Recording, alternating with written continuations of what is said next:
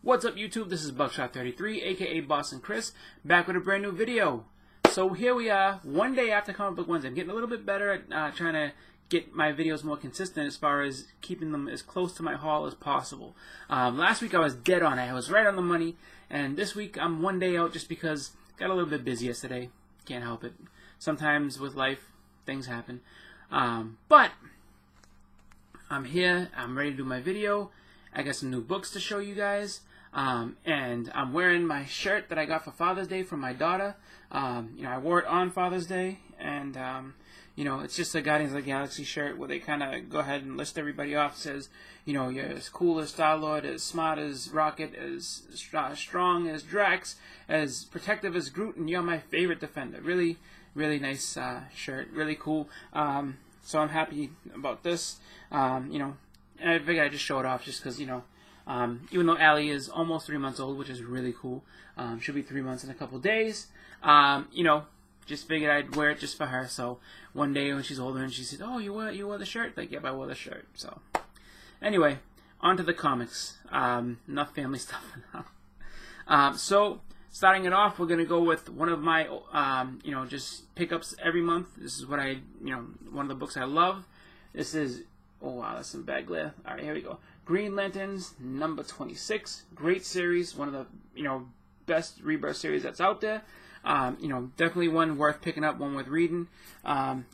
Just one that I always pick up, every 2 weeks. Just, has to be in my collection. I've enjoyed it the whole way through. I would encourage anybody who hasn't actually picked it up to go ahead and get the trade. If you can find the, if you can find all 26, go for it. If you can't, though, get the trades. Really cool story. It's awesome just to see these two new Lanterns kind of make their way and become actual heroes. See their flaws and everything like that. It's a different kind of, I won't say different. It's just, nice to see newer heroes kind of get through that hero's journey the same way that, a lot of the older ones did and struggled. Although, initially, like the Golden Age guys and stuff. They were already, they never had to really go through that growth transition. They did later on. But, like guys like Spider-Man who kind of had that whole growth and transition. That's what I like. I like a homegrown story that's like, you know what? You have Green Lanterns, plenty of them. there's a whole core of them. But here's two that are, really just fresh and need to be refined. And to watch what they do, to make them, to round out their story is really cool. So definitely a book worth picking up. Next up, we have Batman number 26. This is a really nice cover too. This is the variant cover.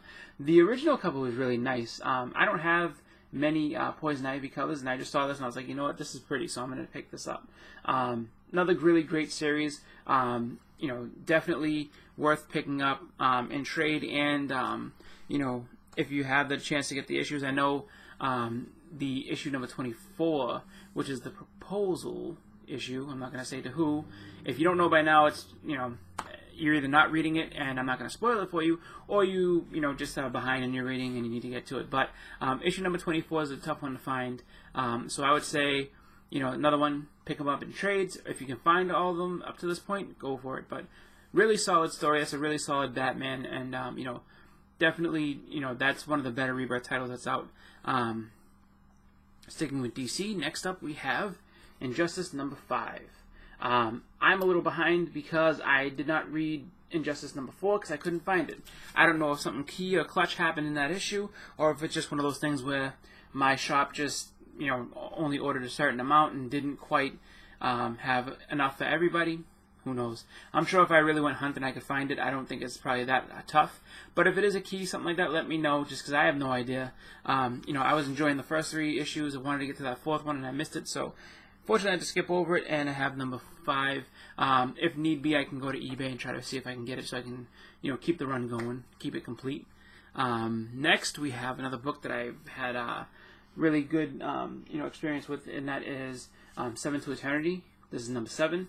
This cover's kind of cool. Kind of reminds me of, kind of a Halloween vibe to it, with the whole, mystery and, figure in darkness. It also looks like he's kind of either at, like, a strip club or something like that, just kind of chilling in the background in his chair with a drink, but who knows.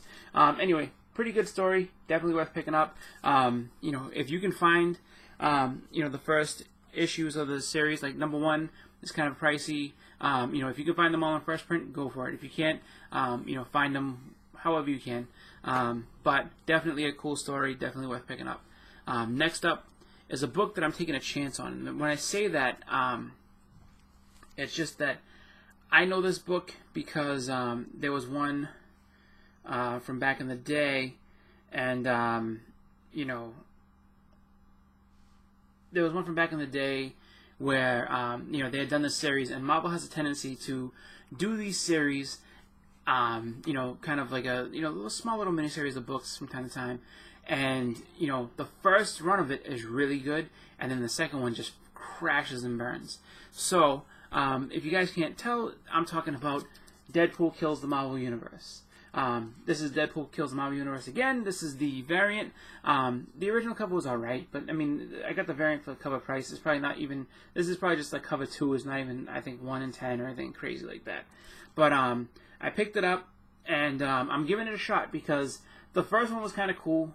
You know, it was kind of a fun scenario where it was just like, you know, kind of a what if almost, and it was fun to read through those. But I'm curious if they're just kind of throwing it out there just to, you know, go ahead and just kind of capitalize on the popularity of Deadpool, and just to kind of, you know, just, oh, let's just go ahead and have him kill everybody again because that'd be fun. Okay, but it has to be done well. If it sucks, then it sucks. So I don't know. I've not gone through the whole book yet, so I can't tell. I'm going to give it a couple issues to see how it runs, see how it goes, and if it's no good, I'm going to drop it. But we'll see. We'll see. To this date, I still say Punisher Kills the Marvel Universe is the best one. That one was, you know, really cool, made a lot of sense. Deadpool's was kind of weird. Deadpool's was cool, but it was kind of weird in certain ways. Some of the, especially the way he killed Wolverine in the first one, I thought that was complete bullshit. But that's just me. I mean, if you've read it, you know what I'm talking about. If you haven't read it, then, you know, pick it up and trade, see what I'm talking about, because they completely cop out on Wolverine, like completely cop out. It's not even a fight. It's just really just, it's just a dig at Wolverine as far as the character is concerned. And you know, I was at least hoping for some type of fight to make it seem pretty, you know, easy, you know, pretty cool. You know, and I also hope, you know, I'm also going to be looking at too to see how much they borrow from the first and how much they borrow from the Punisher Kills the Marvel Universe, because that remains to be seen as well. Or if it's just like, you know, certain things just get cliched because they just seem to work in the story, but they're not really, you know, original ideas. But we'll see what happens. Next up is another book that I just really like the cover, and I started checking out the art. And I've heard a lot about this book. I've heard a lot about this series in general and this character, but I've never bought a book. So I just figured I'd pick it up just because it was pretty and I wanted to get it. And that is Lady Mechanika. This is the, the Clockwork Assassin. So I think instead of just having volumes of this, what they do is they just kind of make new stories and start them off at number 1. This isn't, you know, the number 1 or first appearance or anything like that of Lady Mechanika. This is just a pretty cool, you know, starting of a new story. The art in here is really good. Joe Benitez does really, really awesome stuff. And, you know, it's a character I think that should be getting more praise and more love.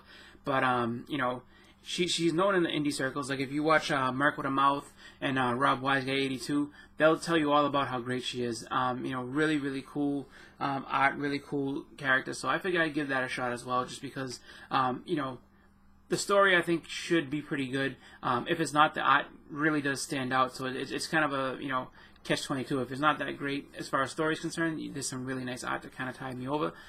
So it's kind of a, you know, just reviewal process, see if it's, you know, worth picking up. If it is, great, I'll stick with it. If it's not, then I'll drop it. But moving on from that, we have a couple of really cool books that came out. You know, and these are just kind of, some people will look at them as throwaways or whatever, but, you know, from time to time they have some pretty cool things. And that is the True Believers. So we have True Believers. This is Spider-Man number 1. I actually have this regular issue, but I just wanted to get the True Believers, so it's just like, you know, I can kind of, I guess, keep up with it a little bit. they're only $1, so you don't get too bogged down and like, oh man, like I'm gonna buy.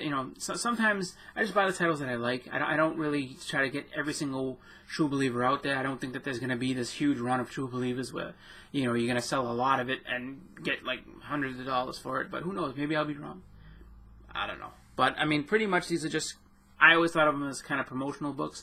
But when you come across some of them that are reprinting books that you can't afford or you'll never end up having in your collection, it's pretty cool to pick up, and it's pretty cool and fun to have, and it's fun to see that they're going to go ahead and print these books in a way that people can have them again. Even though it's not the first original printing, it's still out there for you. And so the next one is Amazing Fantasy 15. And this is just awesome just to see. I actually went ahead and read through this. I mean, it's a whole different time. It takes you back to just the beginning. Very different. I mean, the art style is pretty crazy. By today's standards, you'd be like, wow, how is this even passable in certain places? But you know what? It's still fun. This is the first appearance of Spider-Man. Really cool issue. Uncle Ben, and you get to kind of. I've only basically seen the whole origin of Spider-Man through the movies because I've never actually owned the book. I can't afford an actual Amazing Fantasy 15. Too expensive for me and most other people. But it was kind of cool to compare what I've seen, the cinematic portrayal being versus what actually happened in the book. Pretty cool stuff, so I'm really excited to be able to say I have that True Believer in there. And last week I ended up getting Spider-Man #1 True Believer, so pretty fun stuff to have. As always, I like to tell everybody, if you can do it, go ahead and get yourself a back issue or two. If it's there and you have the chance, you have the money, whatever it is, go ahead and pick one up. So I did pick up a couple.